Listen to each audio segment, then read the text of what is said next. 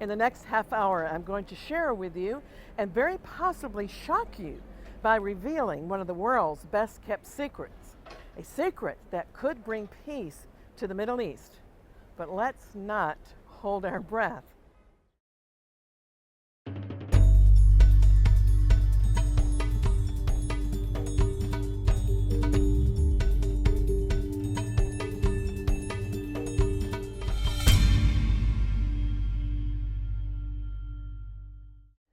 Hello, I'm Christine Darg here in Jerusalem, and with me is Zvi Misanai, an Israeli researcher and author who claims that genetically, and even if they are loath to admit it, up to 90% of all Palestinians who live here in the region are actually descended from the Jewish people.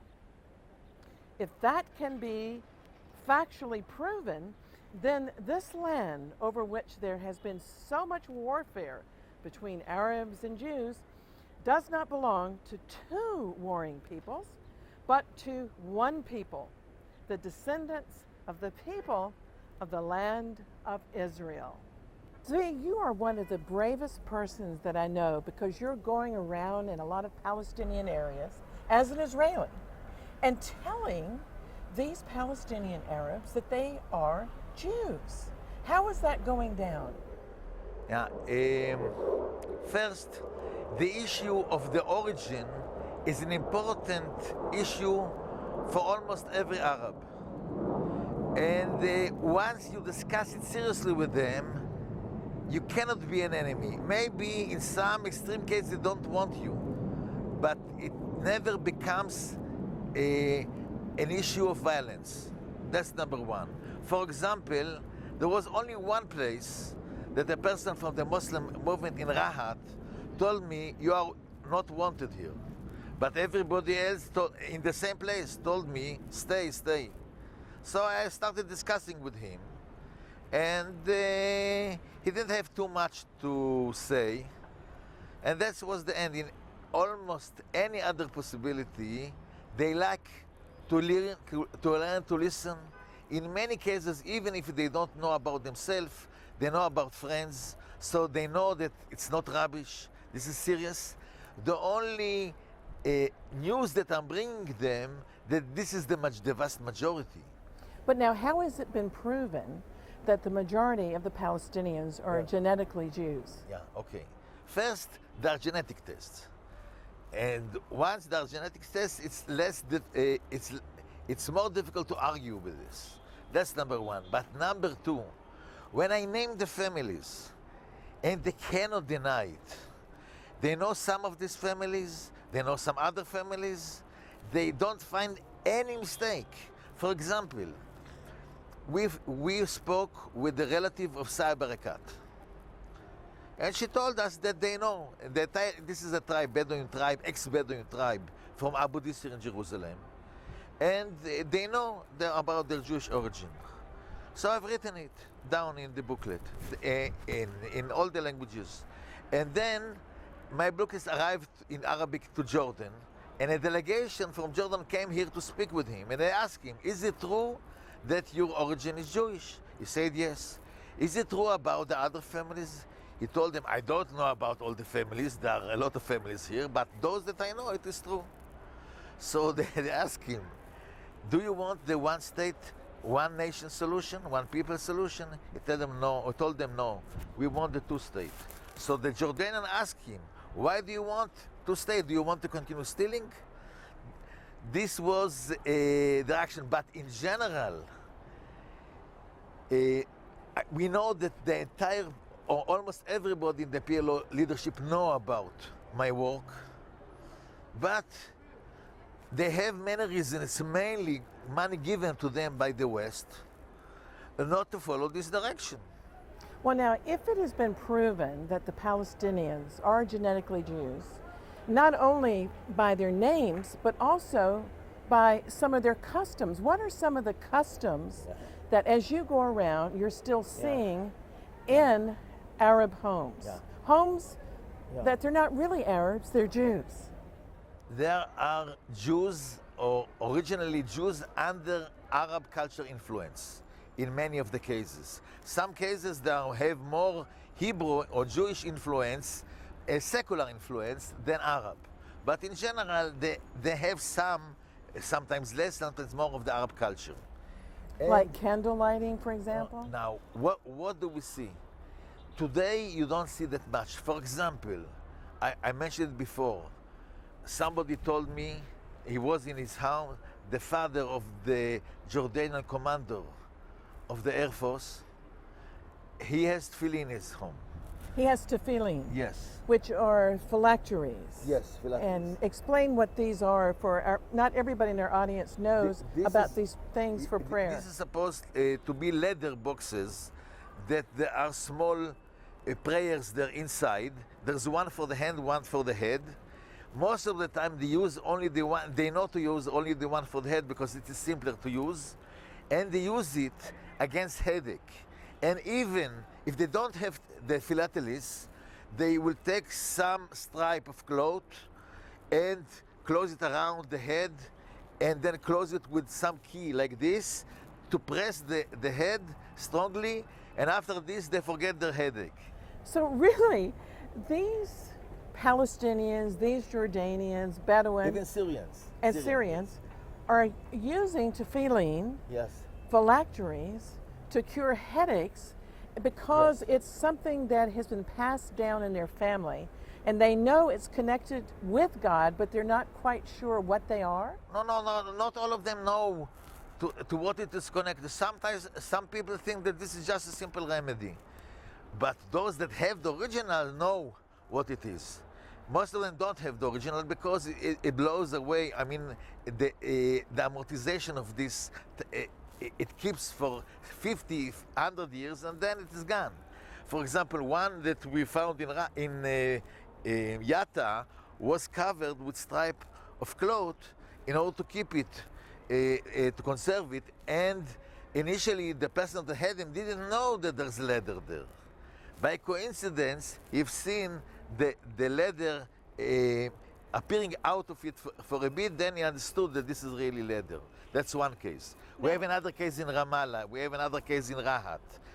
There is, in a famous family in Hebron, there are a couple of those.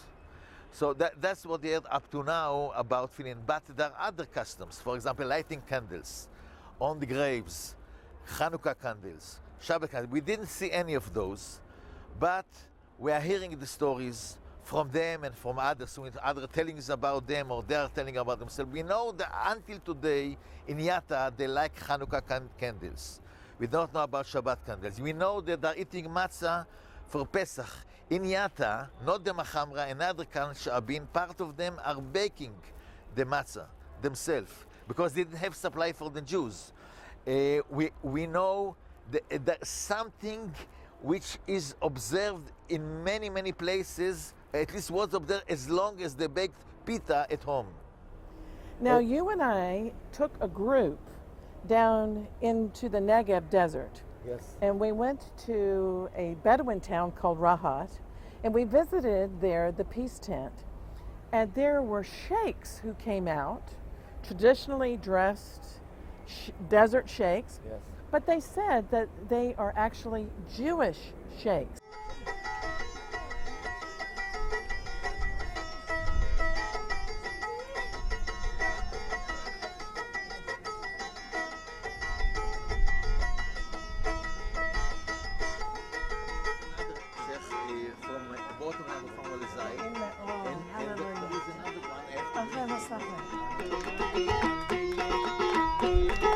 In the name of Jesus and in the name of the God of Israel, for the protection of our brothers V and of our brothers the sheikhs and all of the brave men and women of Rahat. And we thank you, Lord, that you are bringing peace in a way that men don't always recognize.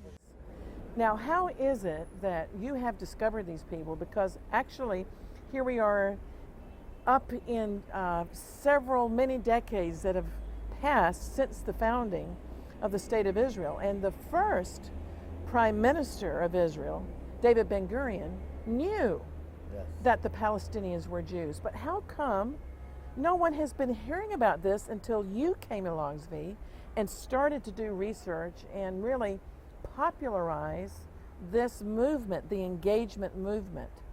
Okay, first, what we all known in his time, and we're speaking about 1917, he have seen it from stories of the Falachim and from their look and so on, but he didn't have the statistics.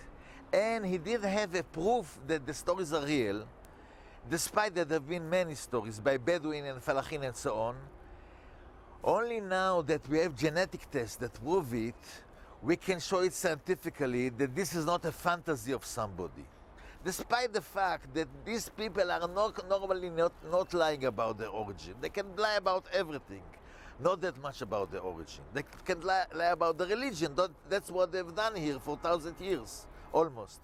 But about origin, it's not, very rarely you can find lying about the origin. But now how, Zvi, are you, by the grace of God, going to convince the Palestinians and the Bedouin not to be afraid to come out of the closet, so to speak, and say, we are Jews and we want to be joined with the state of Israel so that we're not fighting, but we can go for it? Okay. How can this fear be overcome? Yeah. First, many Bedouins said it for a long period. Bedouin within the Green Line said it, but the Jews didn't react to it seriously. Ben Gurion sent in '56 Moshe Dayan to do something about it, but it failed for some reasons which is not important now. Moshe Dayan knew about it as well. We just recently discovered. When the Sheikh Jabri of Hebron died, in his funeral, Moshe Dayan wept. Unbelievable. And we know why he had this knowledge. We just heard it even yesterday. We heard it. In any case, the situation is that these people, once we started with the Oslo process, which was a major mistake, it looks like a major mistake, and it is a major mistake, but we brought them what presumably they wanted. And they have seen that this is the last thing that they want. They have seen Jordan, and we are speaking now on Judea and Samaria. They have seen Jordan.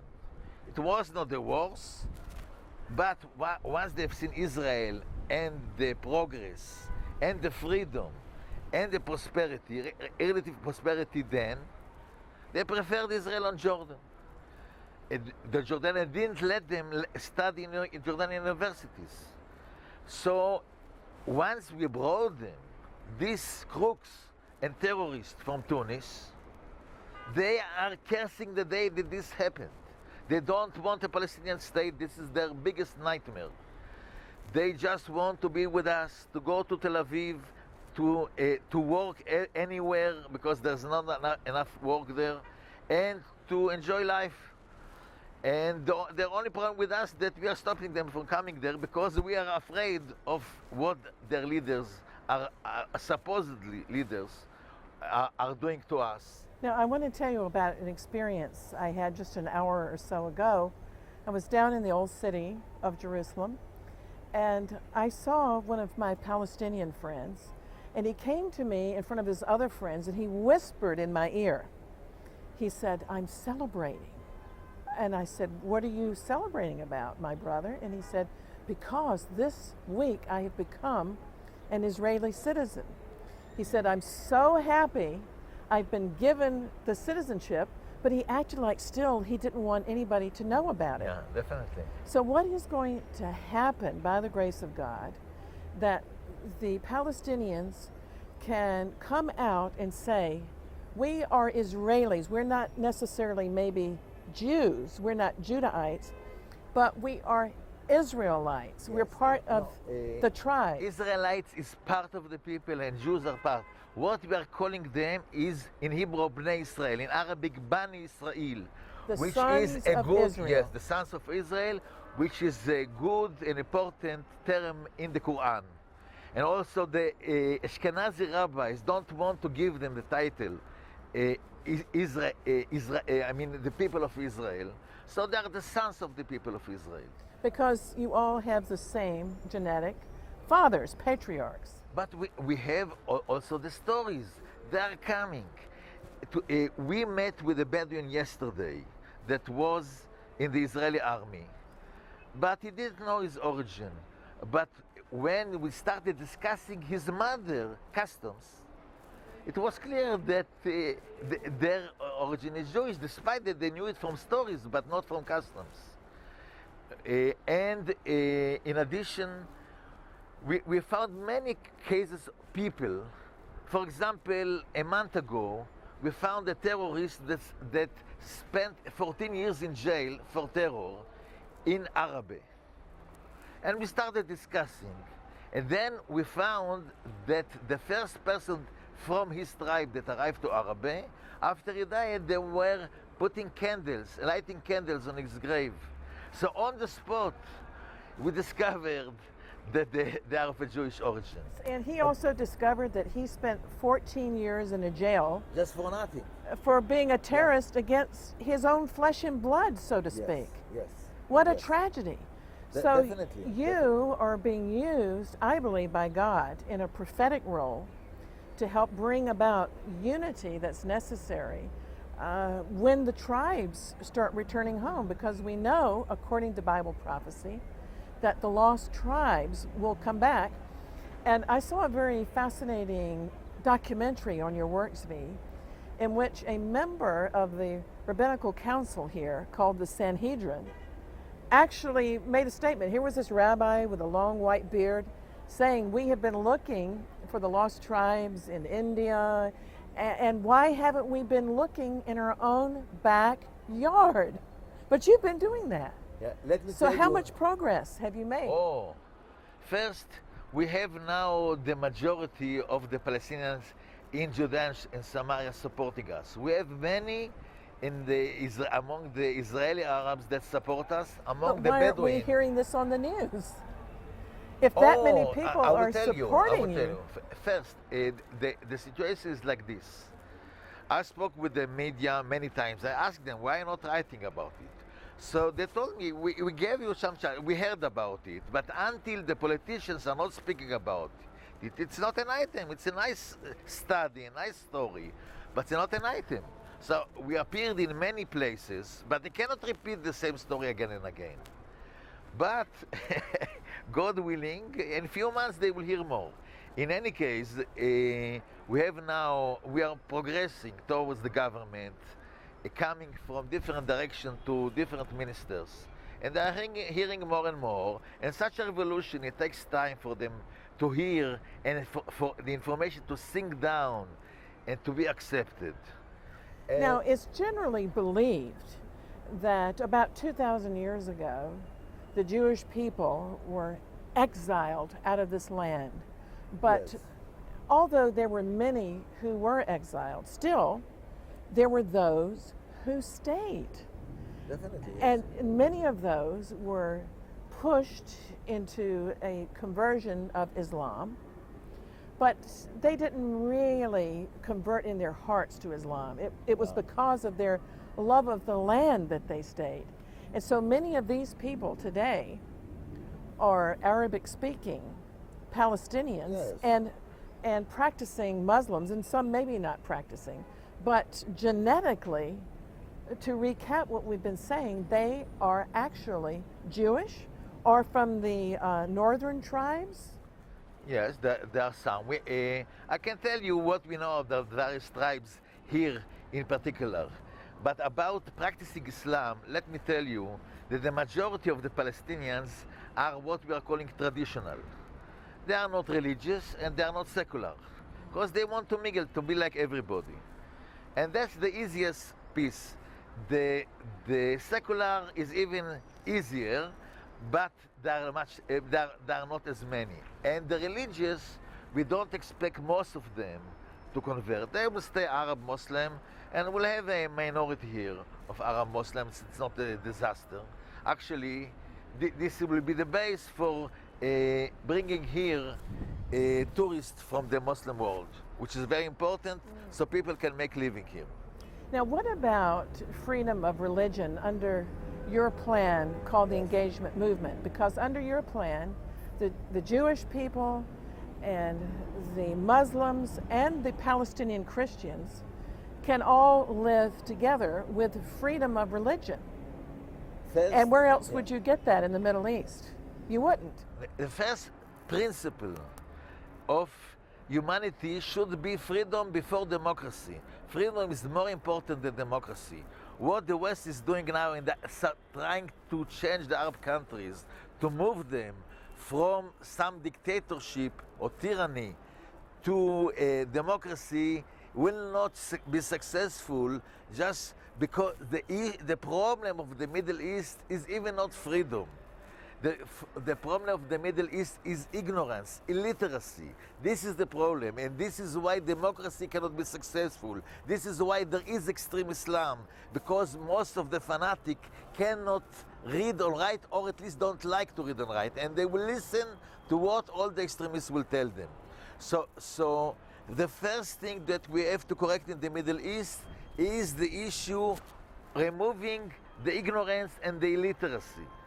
And we have some plans about it that we'll do together with the Palestinians to improve the entire situation in the Middle East. Because the Arabs are very wise people. The Palestinians are even wiser. They are called Yahud al-Arab, which the Jews of the Arabs. And there are many reasons for this. And we can bring a lot of prosperity and development to the entire Middle East. Now, who calls the Palestinians the Jews or the Arabs? I haven't heard that phrase, but that's very fascinating. Yeah, first, it's not used that much today, but it started in 1936 when Palestinians that were living in the Galilee mainly, and also in the West Bank, moved mainly to Syria and Lebanon in the 19th century. And with the prosperity that the Jews brought here, they came back, but they had the problem to settle in the original places, to have to go to work with the Jews, and it was not easy. But the Palestinians suffered a lot. Even from 1,000 years ago, with all the pressure to convert that they never wanted, and it was just a big game of cheating and lying everybody, and that's why the level of lying among them is higher, because they have exercised this on the Muslim authority. So they're suffering, and it's not a secret that they suffered a lot. And their wisdom and all the problems that they had, like the Jews, and most of them are industrious, like the Jews. So this brought this term. It's a new term. And one of the issues is their origin, definitely. Now, one thing that I've really admired about you, Zvi, as I've watched your engagement movement grow, is how you have a love for all the peoples here of this region. Not only for the Jewish people, but also for the Palestinian. You want to be inclusive, you want to engage, you don't want to disengage. And this has touched me very much. I heard you say one time that they have been stolen from us. And what do you mean by that? Okay. The first thing, I will speak about occupation. People are speaking about occupation. The only occupation that exists here is the Arab occupation of the Palestinians, not of the land. We have freed the land, but we forgot to free the people. These were stolen for us because they belong to us. They have lived here after the destruction of everything that we had here. And the Muslims wanted to make them Muslim. But as part of this process, they made them also Arabs. So even if it was right to make them Muslims, why they have to make them Arabs? Like the Persian are not Arabs, like the Turks are not Arabs, like the Pakistanis are not Arabs, the Indonesians are not Arabs. These are Jews, or the sons of Israel that became Muslim. Okay, so taking this identity and us refugees coming after 2,000 years of suffering, Holocaust and a lot of tragedies, And after this, having to fight with our brothers here because their identity was stolen.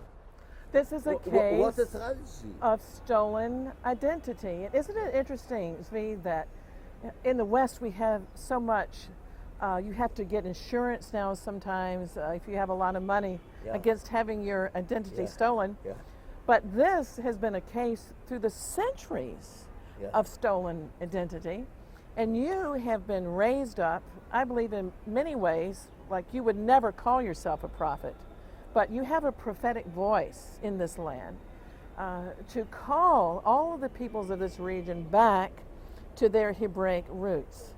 So if anybody would like to know more about your organization, because I know on the internet, for example, not only are your books in Hebrew and Arabic, but they're also in English. Yes. How can somebody contact you? What is your website?